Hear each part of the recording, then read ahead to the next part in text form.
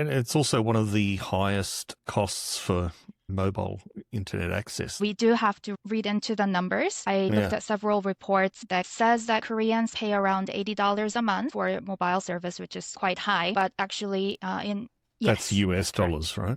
But in reality, based on also what I use and what people around me have used, most people pay similar to like $20, give or take, even for like 100 gigabyte data plans. I think the reason why the numbers seem so high is because the source takes the most expensive plan and the cheapest plan and average it out. So while there are expensive data plans, what happens is that they are bundled with family discounts, home broadbands, IPTV subscriptions, and a lot of restaurant, retail store discounts. So people still do use those plans, but they are tied into other components of everyday life. So I think it's difficult to just compare some of other cheap mobile plans in the world. And also the speed is one of the fastest. Korea also does have MVNOs where the plan is much cheaper. So I think in reality, it would be around $20, a little bit more expensive, maybe $30 to $40, but there are other perks tied to that. So you would say America is more expensive yes, or cheaper? More expensive than Korea for sure. And another thing in Korea is that those telco companies also provide B2B network service and also broadband. So they do all the LAN cables in the country. And also there are a lot of free Wi-Fi's available in Korea, which makes the consumers not have to spend a lot of mobile data while they're traveling. Do people feel comfortable using those free hots? Because I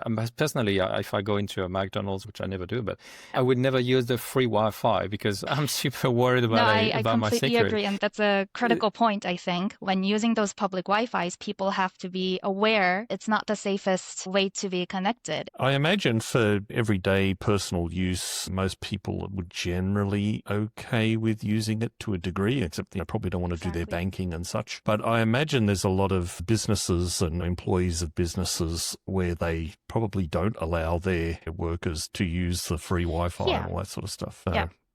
That's something Well Mobile then I think can tap into. The fact that if we were to put AirNodes over there, you'll be able to connect, but securely, having your data encrypted on chain. Yeah, absolutely. Koreans are very digital literate and they are quick to adapt to new technology. As long as it makes sense, I think transparency and security, privacy is something that Koreans are definitely sensitive about and they want to protect the data. So if we're able to reach out to the audience with proper education, then yeah, definitely Koreans would be keen on exploring and using.